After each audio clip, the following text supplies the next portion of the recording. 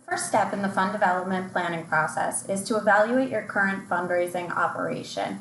If you're committed to developing the best possible fundraising plan, then you need to be honest and objective about what's working and what isn't. The biggest mistake that I see nonprofits make is when they make decisions about their fundraising programs without the proper research to justify those decisions. For example, I've seen nonprofits who decide that they're going to start sending out email solicitations because they heard it's the best way to acquire millennial donors. Meanwhile, the nonprofit didn't realize that they only have up-to-date contact information and email addresses for current donors. So their email solicitations wouldn't reach their target market of new potential donors and therefore don't achieve their purpose. That's the wrong way to do things. Instead, nonprofits need to let their data and information drive the decisions that they're making about their fundraising programs. If the nonprofit in this example had done that, they would have recognized that they needed to acquire email addresses for their millennial population before developing a solicitation strategy for them. Their email solicitation strategy would have been much more successful this way. This is a really simple example, but the principle stands.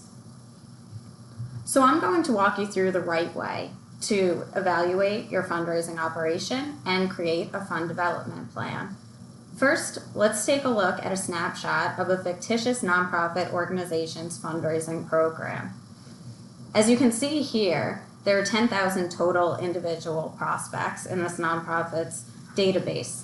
For the purpose of this example, this doesn't include companies or foundations, but we'll get to that part later. This would be considered a relatively small individual prospect base, but may be sufficient depending on the nonprofit and its goals. For example, if you need to raise $50 million, 10,000 individual prospects will not cut it. As you can see, there's 3,500 prospects who have never given a gift to this organization before. That's actually to be expected and might be kind of low. I've never heard of any nonprofit that has 100% giving participation. It's important to be realistic and recognize the limits of what you're doing. There are some individuals who are simply never going to give. They're just not charitably inclined. Some may just not want to give to your organization, no matter what you do. Others don't have the money to give, and there's nothing they can do, even if they wanted to. Then there are those people who you will never make happy. It's important to recognize that you'll never make 100% of your prospects happy.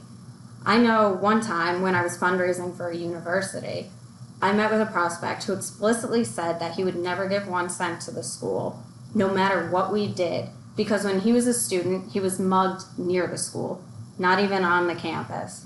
So there's always going to be people like this. As this spreadsheet shows, only 1,500 donors, or 15%, of those 10,000 prospects actually made a gift to the organization in the last year. This is low, but again, it depends on the type of organization this is. If this is a fundraising operation that's only been active for 2 years, this isn't too bad. The next category we go to is LIBUNTs. LIBUNT is a fundraising term that stands for last year, but unfortunately not this.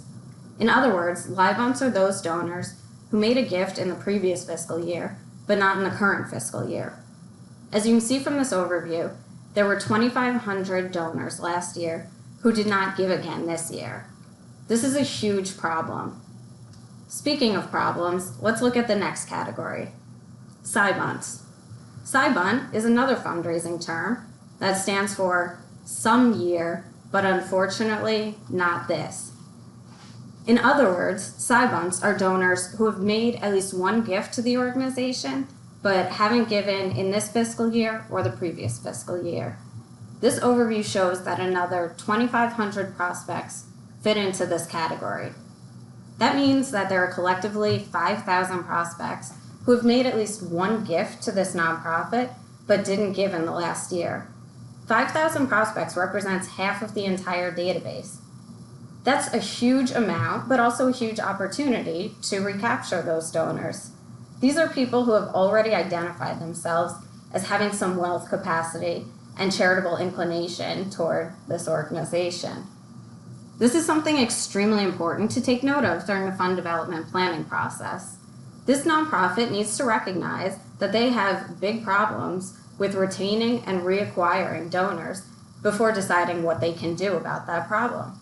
So we're going to keep a running list of all the important information gained throughout our analysis that will help us to construct the fund development plan later on. So we'll note that we have a significant amount of live bunds and a large side bund population. This is just raw data though. We need to know what this data implies. So we're also going to keep a list of interpretations. Our interpretation is that this nonprofit has a problem with donor retention and it has a problem with donor reacquisition. So how is this going to impact future fundraising? Well, there's a great opportunity to recapture those 5,000 prospects who've made at least one gift to the organization. But clearly there's a reason that those individuals stopped giving to the nonprofit. Chances are they've been solicited for gifts over the years, but they said no. So what can we do differently this year? When you're going through your own fund development planning process, you'll want to brainstorm lots of broad answers to this question so that you can evaluate the options as you go along. For the purpose of this analysis, let's come up with just 3 recommendations. The first, how about we survey this group of 5,000 potential donors to obtain information about their interests, philanthropic priorities, and revise solicitations based on those responses. Second, how about sending cultivation communications to this group prior to solicitations being made? And lastly, we should assign highest level prospects from this group to frontline fundraisers who can work with them throughout the year to cultivate them before asking them for a gift. For the next step, we need to take a look at data enrichment and prospect research needs of the nonprofit. Looking at this example, you can see that the nonprofit has mailing addresses for over 90% of their prospect base. This is pretty high, so it's not really necessary to do anything further at this time. The percentage of prospects with phone numbers and email addresses needs to be increased, especially email addresses, since that's the way of the future. So let's add to our list.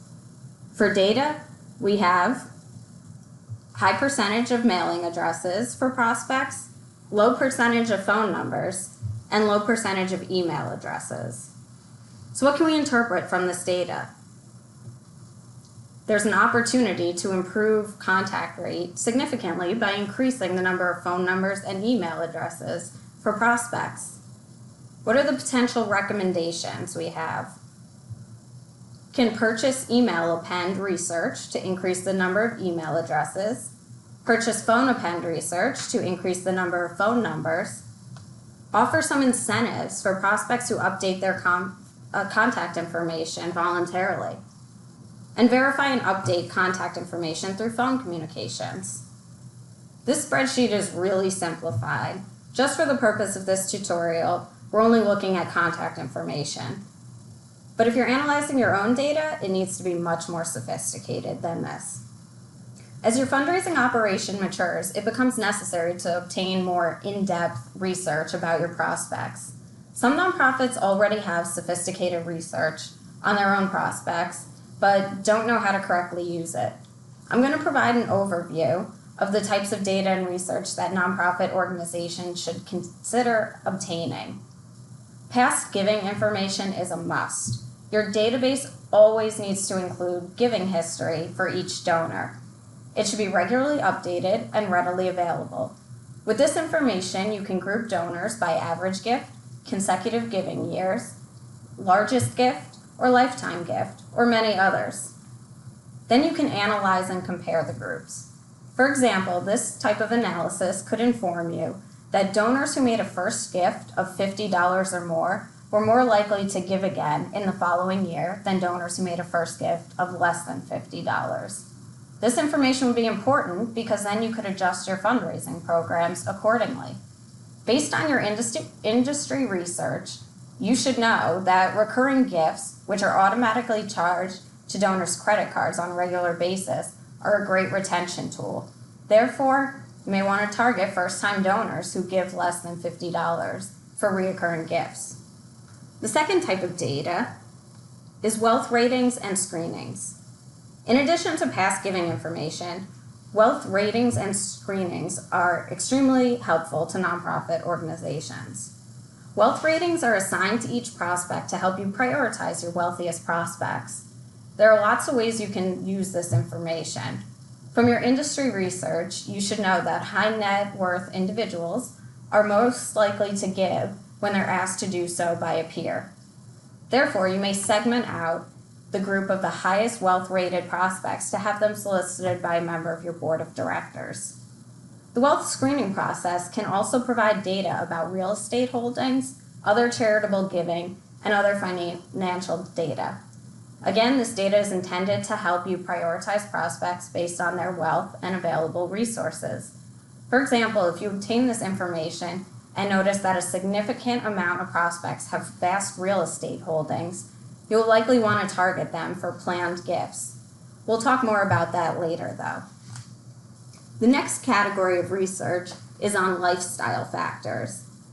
Lots of companies conduct consumer research to help them understand their market so that they can appeal to their buyers and prospective buyers. Nonprofit organizations are no different. They need to understand their constituents in order to raise money from them too. That's why nonprofits started looking at lifestyle factors of their prospects. These factors can include age, family composition, income, education level, etc. Some companies build prospect personas based on these factors and others. They provide nonprofits with industry research about these personas. A simple example is using age. By knowing the ages of your prospects, you can solicit them in the most appropriate ways. For example, industry research tells us that millennials respond to email and digital appeals. If you notice that you have a lot of millennials in your prospect base, it probably makes sense to invest in email or digital solicitations.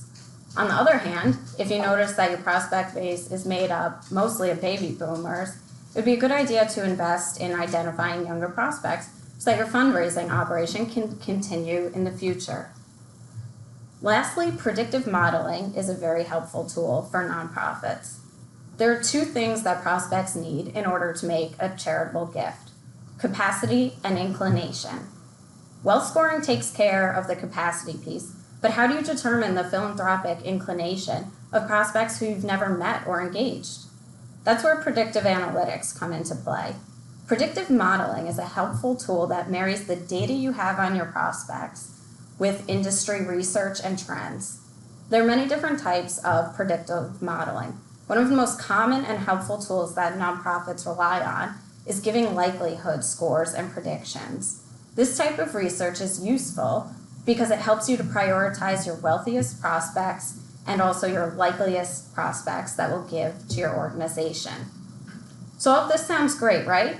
Well, pause before you invest a ton of time and money in obtaining all of this data. Research is useless to nonprofits unless you have a plan for what to do with it and the resources to implement your plan.